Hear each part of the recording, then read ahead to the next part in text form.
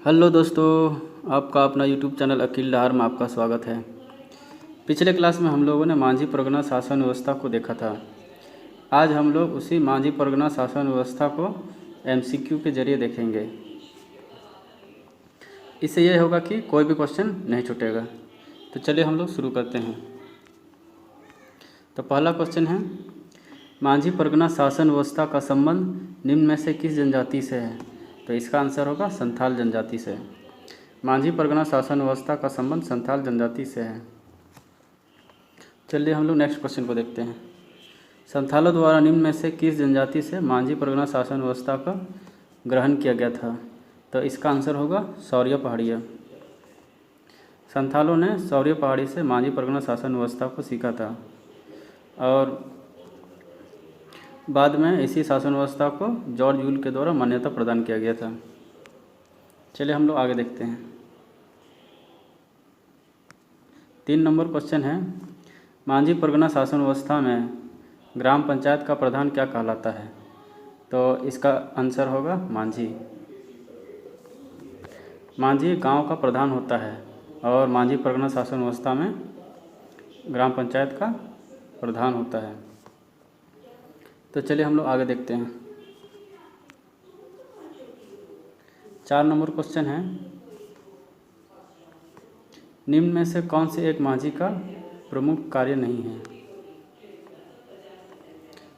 पहला है, यह गांव के जमीन जायदाद से जुड़े विवादों का निपटारा करता है। ये भी सही है। यह गांव के पर्व त्योहारों तथा अन्य उत्सवों का आयोजन करता है। तीसरा, यह लगान वसूलता है। ये भी सही है। यह विवाह संबंधों को स्थापित कराने का डी नंबर है, यह विवाह संबंधों को स्थापित कराने का कार्य करता है। तो इसका आंसर होगा बी नंबर, यह गांव के पर्व त्योहारों तथा अन्य उत्सवों का आयोजन कराता है। चलिए हम लोग आगे देखते हैं। 5 नंबर क्वेश्चन है, मांझी के कार्यों का सफल संचालन में कौन उसे सहयोग प्रदान करता है? जोग मांझी, गुड़ैत, प्रामाणिक यानी प्राणिक या लासर टेंगोय? तो इसका आंसर होगा प्राणिक। यह उप मांझी के नाम से भी इसे जाना जाता है, जो मांझी के अनुपस्थिति में इसके सभी कार्यों का संचालन करता है। क्वेश्चन है, जोग मांझी के अनुपस्थिति में उसके दायित्वों का निर्वहन कौन करता है? तो इसका आंसर होगा जोग प्राणिक। जब जोग मांझी अनुपस्थित रहता है तो उसके कार्यों का सफल संचालन जोग प्राणिक करता है। चलिए नेक्स्ट क्वेश्चन को देखते हैं।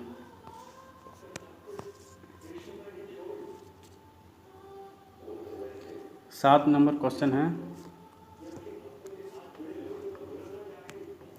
मांझी परगना शासन व्यवस्था में झगड़ों के निपटारे हेतु गांव के कुछ वरिष्ठ लोगों से विचार विमर्श किया जाता है। इन वरिष्ठ लोगों को क्या कहा जाता है? तो इसका आंसर होगा भक्तों प्रजा। वरिष्ठ लोग जो मांझी के फैसले में सलाहकार के रूप में कार्य करते हैं उसे भक्तों प्रजा के रूप में जानते हैं। चलिए अब हम लोग आगे देखते हैं। 8 नंबर क्वेश्चन है, निम्न में से किसे उप मांझी के रूप में भी जाना जाता है? तो इसका आंसर होगा प्राणिक। प्राणिक को उप मांझी के रूप में भी जाना जाता है, जो मांझी के अनुपस्थिति में उसके सभी कार्यों का संचालन करता है। 9 नंबर क्वेश्चन है, मांझी के सचिव के रूप में कौन कार्य करता है? तो इसका आंसर होगा गुड़ैत। यह मांझी के सचिव के रूप में कार्य करता है और मांझी द्वारा जो सूचना होता है उसको गांव-गांव तक पहुंचाने का कार्य गुड़ैत ही करता है। 10 नंबर क्वेश्चन है, मांझी परगना शासन व्यवस्था में निम्न में से कौन से उत्सव या कार्यक्रम की जानकारी ग्रामीणों तक पहुंचाने का कार्य करता है? तो इसका आंसर होगा गुड़ैत। 11 नंबर क्वेश्चन है, मांझी परगना शासन व्यवस्था में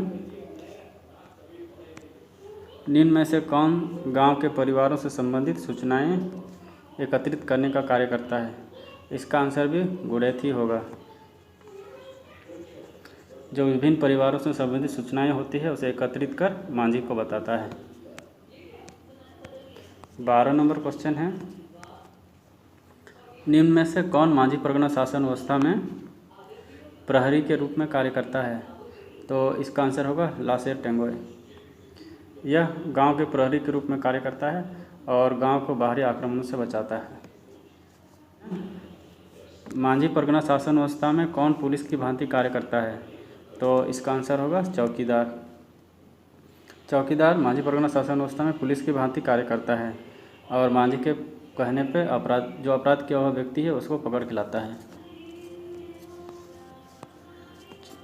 14 नंबर क्वेश्चन है, मांझी परगना शासन व्यवस्था में निम्न में से कौन मांझी के आदेश पर किसी को गिरफ्तार करता है? तो इसका आंसर होगा चौकीदार। नेक्स्ट क्वेश्चन है, मांझी परगना शासन व्यवस्था में 15 से 20 गांव यानी कि 15 से 20 गांवों को मिलाकर बने समूह को क्या कहा जाता है? इसका आंसर होगा परगना। 15 से 20 गांवों को मिलाकर परगना बनाया जाता है जिसका प्रमुख परगनेत होता है। नेक्स्ट क्वेश्चन है, मांझी परगना शासन व्यवस्था में परगना का प्रधान क्या कहलाता है? तो इसका आंसर होगा परगनेत। 17 नंबर क्वेश्चन है, मांझी परगना शासन व्यवस्था में परगनेत का सहायक कौन होता है? तो इसका आंसर होगा जोग मांझी सॉरी इसका आंसर होगा देश मांझी।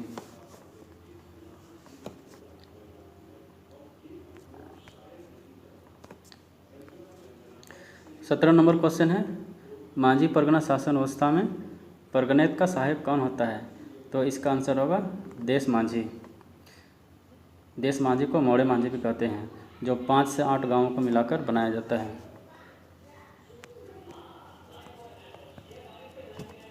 18 नंबर क्वेश्चन है, मांझी परगना शासन व्यवस्था में देश मांझी लगभग कितने गांवों का प्रधान होता है?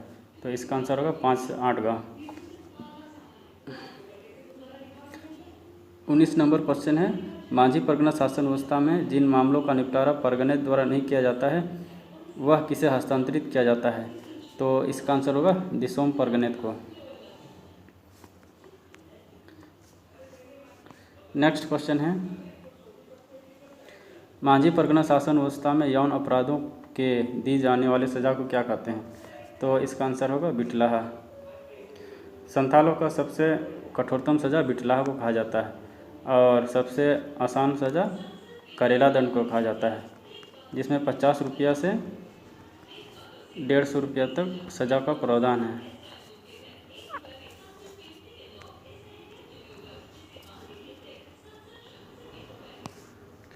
इक्कीस नंबर क्वेश्चन है, बिटलाहा के तहत दोषी को किस प्रकार की सज़ा दी जाती है? तो इसका आंसर होगा गांव से बहिष्कृत कर दिया जाता है। बिटलाहा में जो व्यक्ति दोषी पाया जाता है उसको गांव से बहिष्कृत कर दिया जाता है। इसके अलावा उसे बहुत सारे अपमान का सामना करना पड़ता है। 22 नंबर क्वेश्चन है, मांझी परगना शासन व्यवस्था में बिटलाहा की सज़ा को किस प्रकार समाप्त किया जाता है? तो इसका आंसर है सी नंबर है। दोषी द्वारा क्षमा याचना करते हुए पूरे गांव को जाति भोज देने पर। अगर जो व्यक्ति दोषी पाया जाता है और बिटलाहा की सज़ा उसे मिलता है और अगर उसे वापस समाज में आना है तो उसे क्षमा याचना करते हुए पूरे गांव को जाति भोज देना पड़ता है। नेक्स्ट क्वेश्चन है, मांझी परगना शासन व्यवस्था में सबसे हल्की सज़ा क्या है? तो इसका आंसर होगा करेला दंड, जिसमें 50 से 150 रुपया तक आर्थिक जुर्माना का प्रावधान है। 24 नंबर क्वेश्चन है, मांझी परगना शासन व्यवस्था में करेला दंड के तहत कितने रुपये का जुर्माना लगाया जाता है? तो इसका आंसर होगा ए। मांझी परगना शासन व्यवस्था में करेला दंड के रूप में 5 से 150 रुपये तक का जुर्माना लगाया जाता है। नेक्स्ट क्वेश्चन है, मांझी परगना शासन व्यवस्था में गांव का धार्मिक प्रधान क्या कहलाता है? तो इसका आंसर होगा नायके। मांझी परगना शासन व्यवस्था में गांव का धार्मिक प्रधान नायके कहलाता है। जो गांव में पूजा संबंधित जितने भी कार्य होते हैं उसको संपन्न करता है। नेक्स्ट क्वेश्चन है, मांझी परगना शासन व्यवस्था में धार्मिक अपराध करने पर किसी अपराधी को किसके द्वारा फैसला सुनाया जाता है? तो इसका आंसर होगा नायके। नायके के द्वारा ही मांझी परगना शासन व्यवस्था में धार्मिक अपराध करने पर अपराधी को फैसला सुनाया जाता है। 27 नंबर क्वेश्चन है, निम्न में से कौन मांझी परगना शासन व्यवस्था में उप नायके की भांति कार्य करता है? तो इसका आंसर होगा कुड़ाम नायके। कुड़ाम नायके है जो मांझी परगना शासन व्यवस्था में उप नायके की भांति कार्य करता है। 28 नंबर क्वेश्चन है, मांझी परगना शासन व्यवस्था में निम्न में से किसे भूमि प्रदान नहीं की जाती है? तो इसका आंसर होगा भगदो प्रजा। बाकी प्राणिक, जोग प्राणिक, मांझी और जोग मांझी जितने भी गांव के सदस्य हैं सभी को भूमि प्रदान की जाती है, सिर्फ भगदो प्रजा को नहीं प्रदान की जाती है। 29 नंबर क्वेश्चन है, मांझी परगना शासन व्यवस्था में शिकार परिषद को निम्न में से किस नाम से जाना जाता है? तो इसका आंसर होगा सेंद्रा बैंसी। यह संथाल जनजाति का उच्चतम न्यायालय है जो पुरुलिया के निकट अयोध्या पहाड़ पर स्थित है, जिसे संथाल लोग सेंद्रा बैंसी के नाम से पुकारते हैं। 30 नंबर क्वेश्चन है, निम्न में से किस अवसर पर मांझी परगना शासन व्यवस्था में अधिकारियों का चुनाव किया जाता है? तो इसका आंसर होगा माघसिम पर्व के अवसर पर मांझी परगना शासन व्यवस्था में अधिकारियों का चयन किया जाता है। 31 नंबर क्वेश्चन है, निम्न में से किस नियम के आधार पर संथाल जनजाति की मांझी परगना शासन व्यवस्था कानूनी मान्यता प्रदान की गई है? तो इसका आंसर होगा यूल रूल्स के तहत। भागलपुर के कमिश्नर जॉर्ज यूल के द्वारा मांझी परगना शासन व्यवस्था को कानूनी मान्यता प्रदान की गई थी। 32 नंबर क्वेश्चन है, संथाल जनजाति में माह को किस नाम से जाना जाता है? तो इसका आंसर होगा बोंगा। संथाल जनजाति द्वारा माह को बोंगा के नाम से जाना जाता है। संथाल जनजाति में किस माह से वर्ष की शुरुआत की जाती है? तो इसमें तो ऑप्शन 2 ही दिया हुआ है, तो इसका आंसर होगा माघ बोंगा। यानी माघ बोंगा से संथाल जनजाति का वर्ष की शुरुआत होती है। तो आज की क्लास में हम लोगों ने मांझी परगना शासन व्यवस्था जितने भी क्वेश्चन बनते थे उसको हम लोगों ने देखा। तो आज का क्लास आप लोगों को कैसा लगा अपना फीडबैक ज़रूर बताइएगा, और पसंद आए तो लाइक और सब्सक्राइब कीजिएगा। तो आज के लिए इतना ही, धन्यवाद।